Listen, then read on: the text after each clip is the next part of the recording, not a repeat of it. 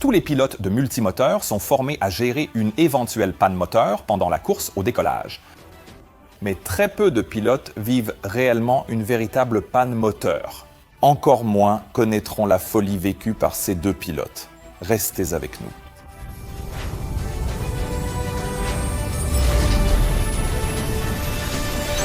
Aux alentours de midi, le 7 novembre 2007, un équipage opérant pour Nationwide Airlines s'est retrouvé dans la salle d'équipage à l'aéroport international du Cap, en Afrique du Sud. Après une agréable escale nocturne au Cap, ils devaient désormais partir ensemble pour Johannesburg à 13h-15 heures locales. L'équipage comprenait 4 membres de cabine et 2 pilotes, sous la direction de Marilyn Rink, chef de cabine, et l'une des plus expérimentées de la compagnie. Pour elle, ce vol était une routine. Elle a débuté la journée par le briefing habituel de ses 3 collègues. Les 2 pilotes qui allaient voler ensemble avaient des niveaux d'expérience très différents. Aux commandes du vol se trouvait le commandant de bord, Trevor Arnold, âgé de 50 ans. Il totalisait 13 860 heures de vol, dont près de 3 300 sur le Boeing 737-200 utilisé pour ce vol.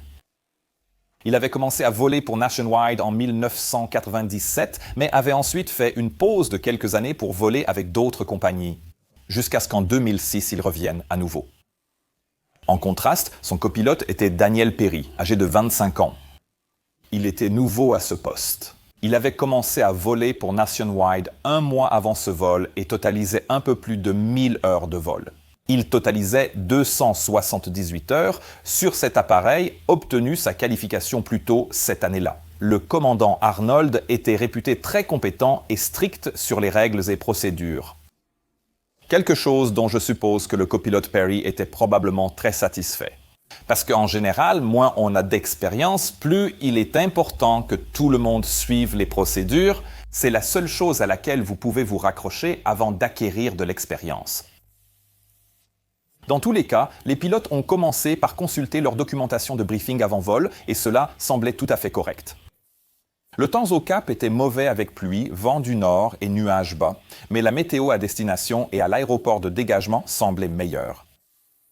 L'avion qu'ils allaient piloter était un Boeing 737-200 avancé. Véritable icône de la famille des 737, il faisait partie des toutes premières variantes de la famille 737, appelées les Originals.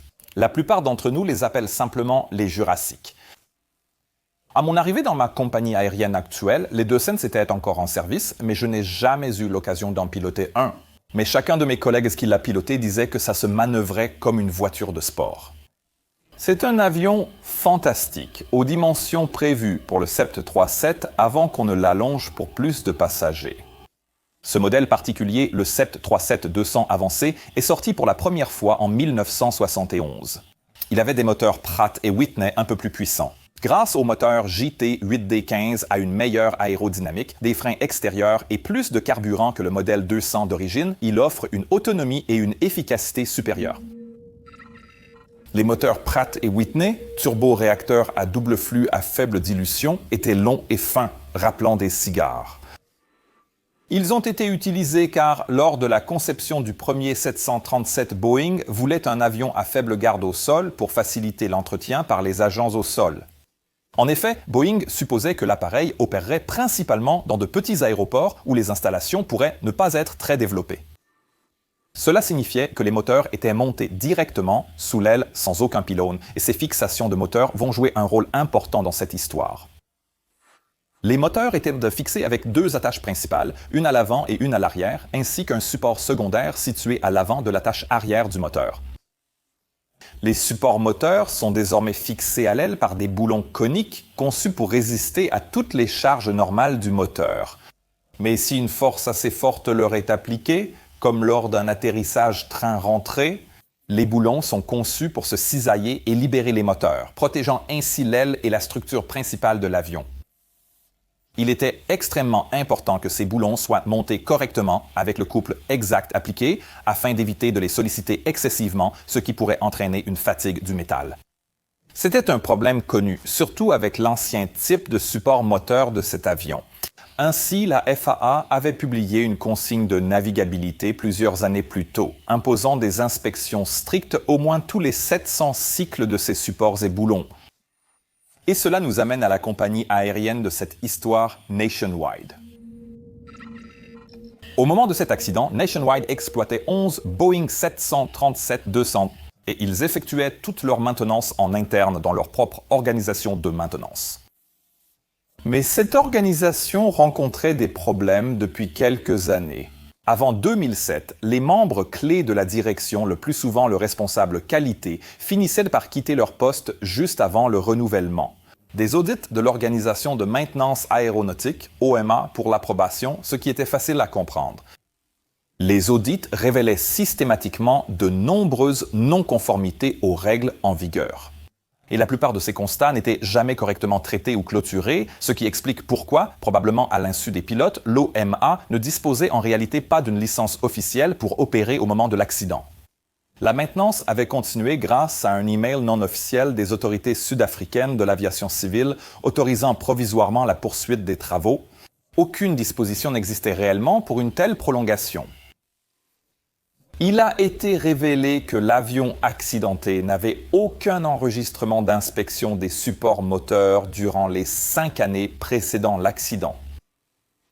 Mais comme je l'ai dit, les pilotes ignoraient cela en toute tranquillité pendant qu'ils informaient leur équipage de cabine et commençaient à préparer leur avion pour le départ. Maintenant, pour mettre cela en perspective, en tant que pilote, nous devons faire confiance au fait que l'organisation de maintenance fait son travail. Et la seule chose que nous pouvons vraiment faire, c'est vérifier que toute la documentation est disponible et que toutes les dates de certification applicables sont à jour, et que l'avion paraisse en bon état lors de la visite pré-vol. Alors que les pilotes quittèrent l'avion, le commandant de bord Arnold a demandé au copilote s'il voulait être le pilote en fonction pour le vol jusqu'à Johannesburg. Le copilote Perry était ravi d'accepter. Il adorait piloter et voulait prouver à son collègue expérimenté ses compétences. Et peut-être aussi recevoir quelques conseils et astuces pour s'améliorer. Il a préparé l'avion pour le départ depuis la piste 01 au Cap, puis a expliqué au commandant de bord sa méthode pour le vol. Le briefing comprenait un exposé sur les procédures d'urgence, les actions à prendre et la route à suivre. En cas de panne moteur, c'est une pratique courante et, dans la plupart des compagnies aériennes, nous effectuons également un exercice tactile. Ce que nous ferons en cas de panne moteur au décollage, que l'on interrompt ou poursuit le décollage. Et c'est quelque chose que nous faisons normalement lors du premier vol de chaque journée. C'est aussi ce qu'a fait cet équipage, et ainsi cela serait resté frais dans leur mémoire musculaire. Et l'idée était que cela accélérerait, espérons-le, la prise de décision sans délai en cas de panne réelle. Et ce jour-là, cela va s'avérer très important. Mais avant de vous raconter toute l'histoire de ce qui s'est passé, il y a ceci. Avez-vous déjà prévu vos voyages pour cet été? Si oui, vous avez sans doute remarqué la forte hausse des prix des vols. Sandra et moi l'avons clairement remarqué en réservant notre voyage annuel en Suède. Et heureusement, il existe quelques astuces que vous pouvez utiliser pour trouver les meilleurs prix. En utilisant NordVPN, vous pouvez facilement changer de pays et comparer le prix d'un même voyage depuis divers endroits. En faisant cela, vous pouvez utiliser à votre avantage les modèles de tarification dynamique des compagnies aériennes et parfois leur utilisation injuste des taux de change. Lancez l'application NordVPN utilisable sur 6 appareils avec un seul abonnement. Changez ensuite votre localisation vers un serveur du pays de destination ou d'origine de la compagnie aérienne pour voir le résultat. Vous serez surpris. Parfois, ce n'est qu'une façon d'utiliser NordVPN, mais je m'en sers aussi pour regarder mes séries préférées comme Better Called Saul. Pour une raison quelconque, la dernière saison n'a pas encore été diffusée en Espagne, mais il s'avère qu'elle l'a été au Royaume-Uni. Pour tester cela, ou les nombreuses fonctions de sécurité de Nord, allez sur nordvpn.com/pilote ou cliquez sur le lien dans la description. Profitez d'un mois gratuit en souscrivant à un abonnement de 2 ans. Et rappelez-vous, Nord propose toujours une garantie de remboursement complète de 30 jours, donc vous ne risquez rien. Maintenant, retour à la vidéo.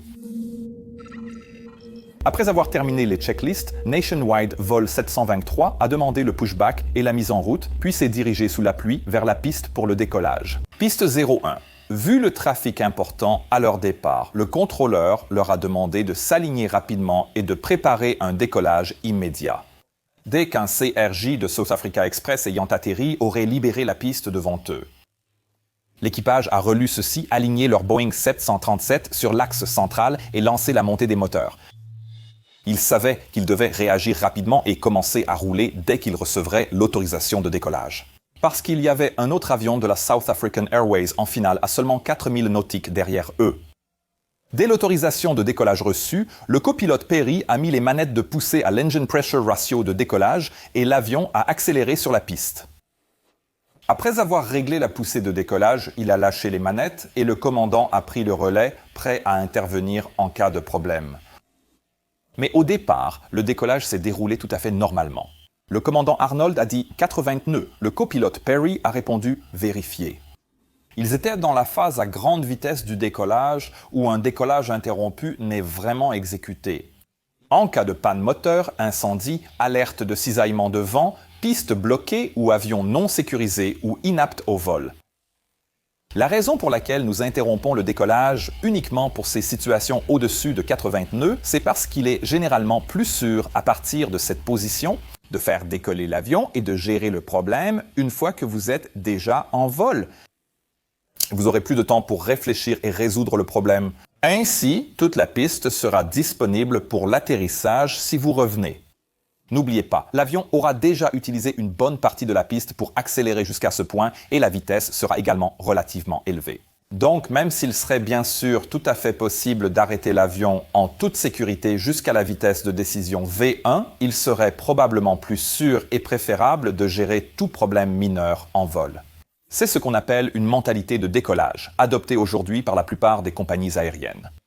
En tout cas, au départ, il n'y avait aucun signe indiquant qu'il se passait quelque chose d'anormal pendant ce décollage.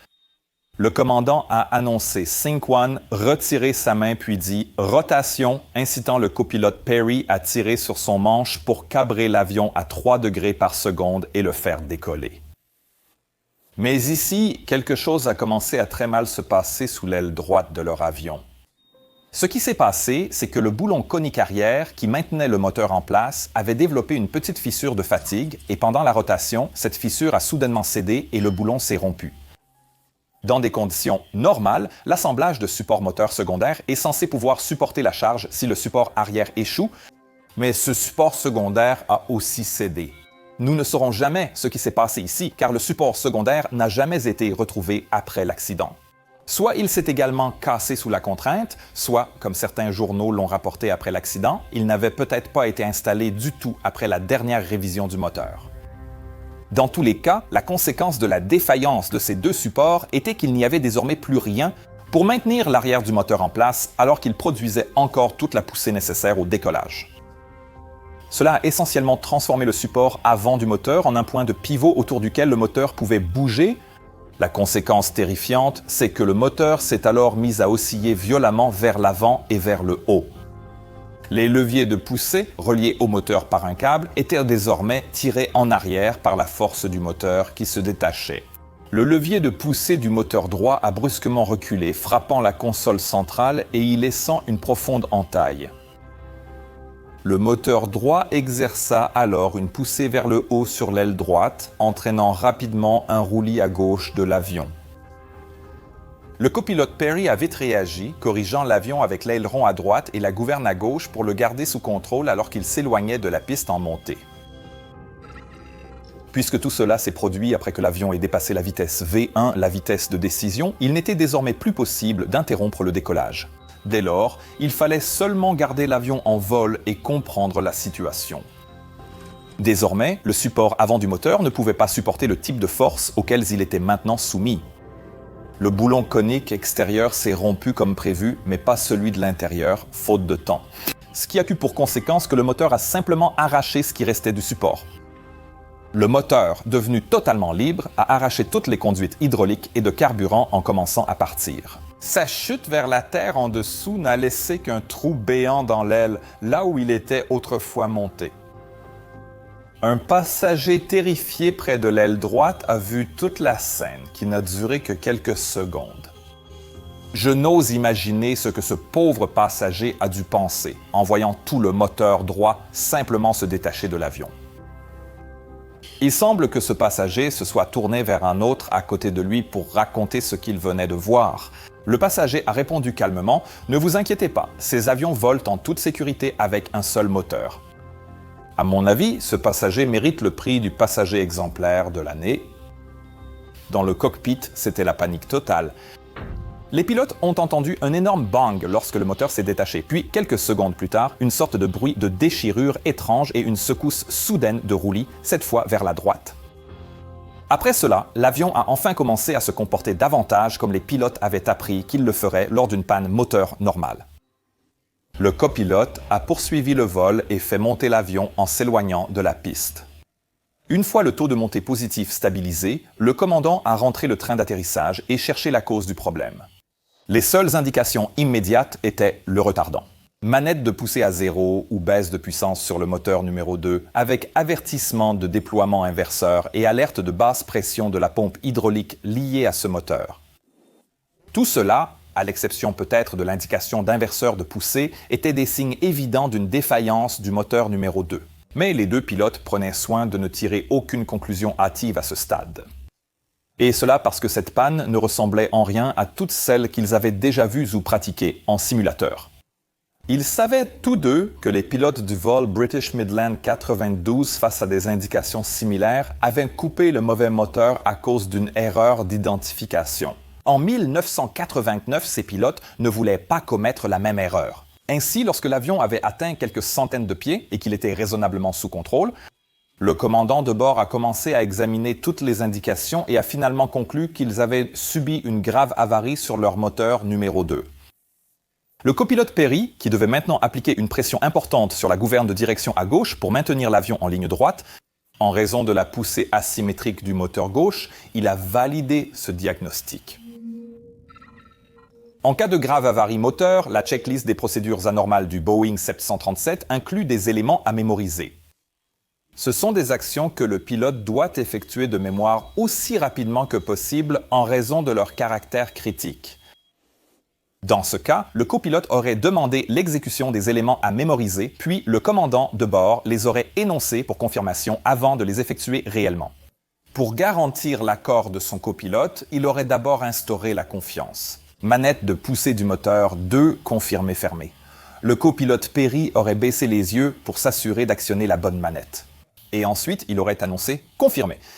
Le commandant l'aurait fermé, même si la manette de poussée était déjà presque totalement fermée. Ensuite venait le levier de mise en route du moteur, moteur numéro 2, confirmé coupure, confirmé coupé, interrupteur d'alarme incendie moteur, et le numéro 2, confirmé tiré, confirmé tiré. Tous ces items mémoriels étaient conçus pour sécuriser le moteur en coupant l'accès au carburant et au fluide hydraulique du moteur endommagé. Le dernier item mémoriel consistait à tourner l'interrupteur d'alarme incendie moteur pour libérer les extincteurs dans le moteur au cas où il serait en feu, mais ce n'était pas le cas ici. Après les items mémoriels, le reste de la checklist attendait que l'avion soit bien établi au-dessus de l'altitude minimale du secteur. Cela signifiait que les deux pilotes pouvaient désormais se concentrer entièrement sur la montée et finalement accélérer pour rentrer les volets, ce qu'ils commencèrent à faire. Après avoir dépassé 1000 pieds, ils ont continué jusqu'à 3000 pieds, où ils se sont stabilisés. En bas, à l'aéroport, plusieurs témoins avaient vu quelque chose de volumineux tomber de l'avion lors de son départ et pouvaient maintenant constater que l'appareil montait à peine.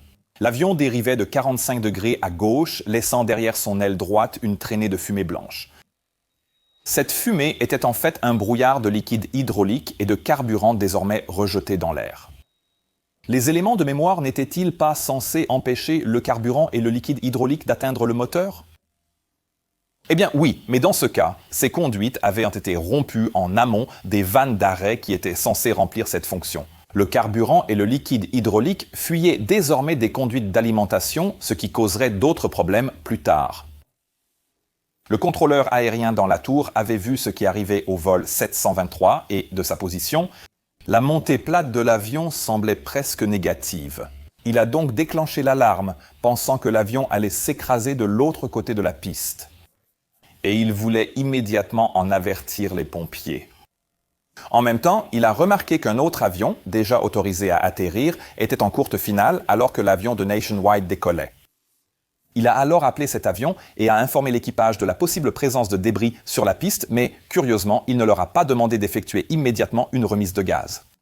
Cela signifiait que l'avion a choisi de poursuivre son approche pour atterrir.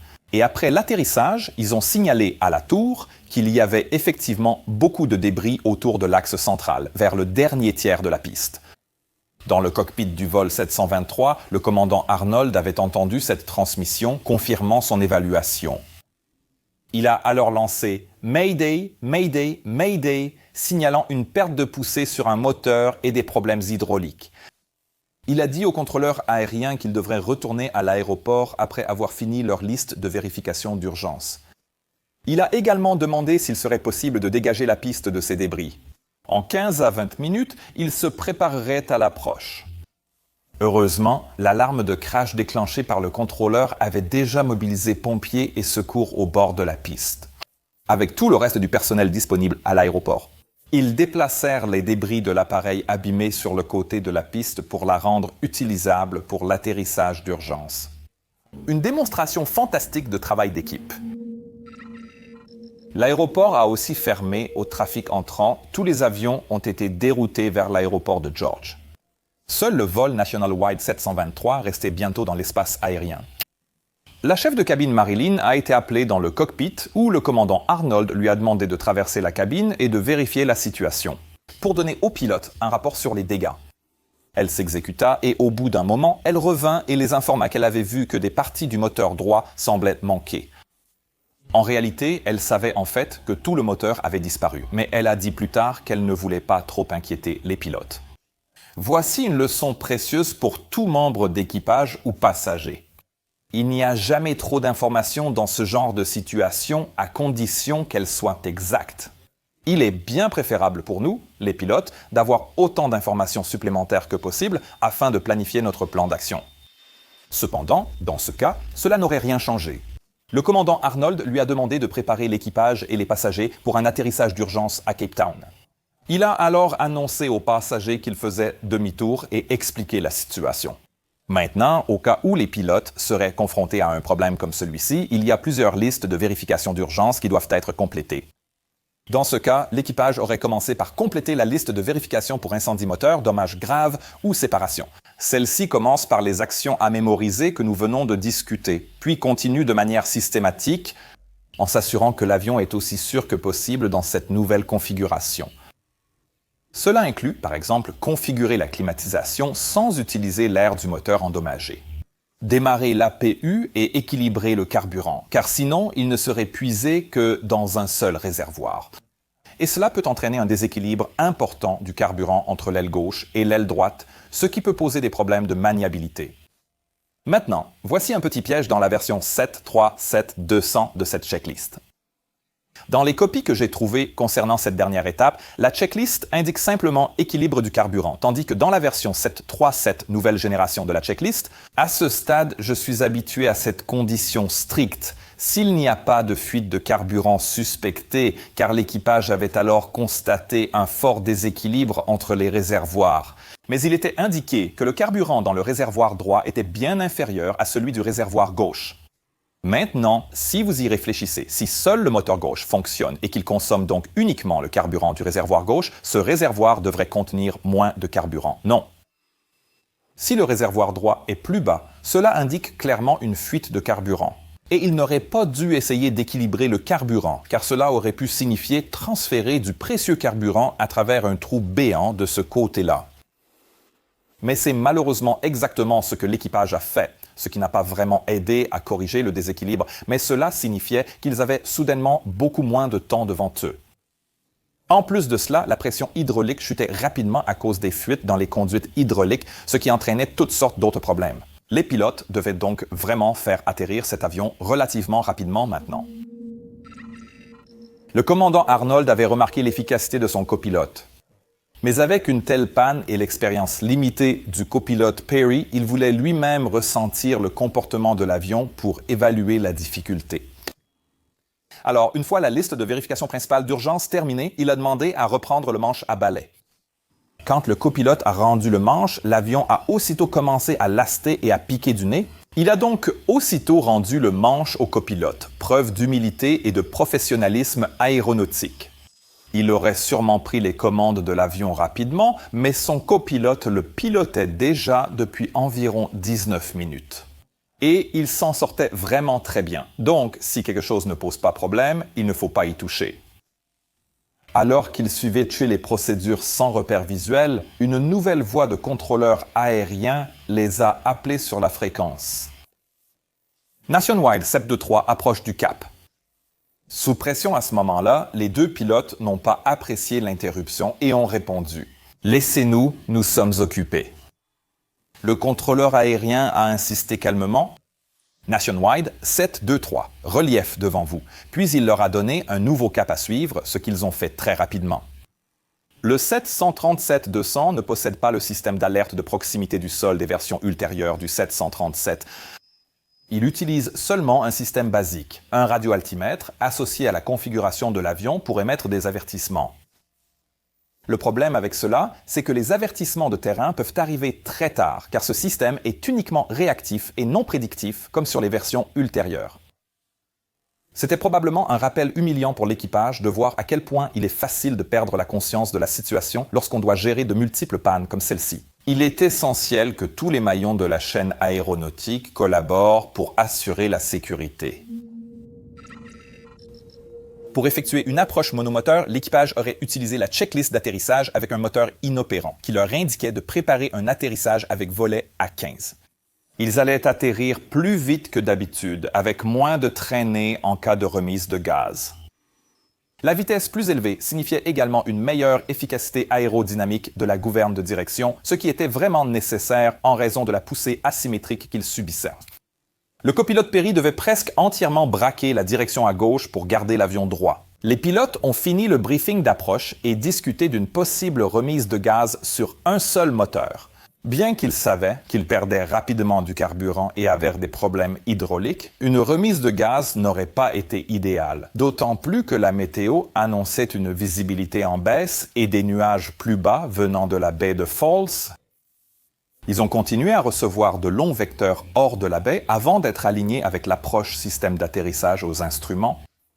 Ils ont commencé à configurer l'avion en sortant d'abord les volets à 1, puis les volets à 5, et à mesure que la vitesse diminuait, le copilote Perry a senti qu'il devait utiliser encore plus de gouverne de direction à gauche. Mais il contrôlait toujours bien l'avion. Le commandant de bord a de nouveau pris le micro PA et a expliqué aux passagers ce qui allait se passer, et il leur a aussi demandé d'adopter la position de sécurité avant l'atterrissage. L'équipe au sol avait dégagé la piste de tous les débris en seulement 18 minutes. L'avion était désormais autorisé à atterrir. 25 minutes après la chute du moteur, le vol national 723 a atterri sans encombre sur la piste de départ. Au début, les pilotes s'inquiétaient de l'efficacité de leurs freins, ne connaissant pas l'étendue des dégâts hydrauliques subis. Mais il s'est avéré qu'ils fonctionnaient parfaitement. Dès que l'avion a ralenti à une vitesse sûre, l'ambiance très calme et sombre dans la cabine passager s'est transformée en un tonnerre d'applaudissements et d'acclamations de la part des passagers. L'avion a ralenti à la vitesse de roulage pendant que le pilote le dirigeait vers la piste croisée 3-4, puis l'a arrêté. À l'arrêt, les véhicules d'incendie et de secours se sont approchés pour inspecter les dégâts. Mais comme il n'y avait ni incendie ni risque immédiat pour les passagers, l'équipage a décidé de ne pas évacuer et a préféré attendre qu'un escalier mobile soit amené jusqu'à l'avion. En attendant, le commandant Arnold est venu en cabine constater les dégâts lui-même. Dès l'ouverture de la porte du cockpit, il a reçu de vifs applaudissements des passagers.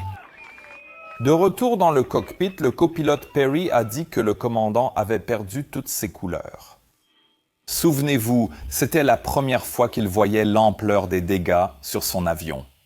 « Le moteur n'est plus là », a-t-il dit. Et Perry a répondu « Qu'est-ce que tu veux dire par plus là ?» Ce qui est une question tout à fait légitime. Les moteurs d'avion ne devraient pas disparaître soudainement. Cette issue très heureuse a été rendue possible grâce à une démonstration remarquable de maîtrise aéronautique, de compétences et de travail d'équipe, par les pilotes, l'équipage cabine et le contrôle aérien, mais aussi par les agents au sol qui ont réussi à dégager les débris aussi rapidement qu'ils l'ont fait. Le commandant recevra plus tard le prix Polaris pour compétences aéronautiques exceptionnelles de l'Association internationale des pilotes de ligne, ce que je pense que le copilote méritait également, étant donné la façon dont il a géré l'urgence avec si peu d'expérience. Lors d'entretiens ultérieurs, le copilote Perry a précisé qu'il n'était pas membre de l'IALPA lors de l'accident et que le commandant Arnold pilotait. L'enquête sur l'accident a très rapidement mis en évidence le fait que la compagnie aérienne exploitait une flotte entretenue sans permis valide d'organismes de maintenance aéronautique au moment de l'accident. Elle a également révélé que les dossiers de maintenance précédents étaient soit manquants, soit de très mauvaise qualité. Cela a entraîné l'immobilisation de la flotte nationale et aussi à de vives critiques adressées aux autorités sud-africaines de l'aviation civile pour leur manque de supervision de la maintenance de la compagnie. Autoriser la maintenance des avions de ligne par email s'est révélé insuffisant. Nationwide Airlines a été liquidé début 2008 après l'immobilisation de sa flotte.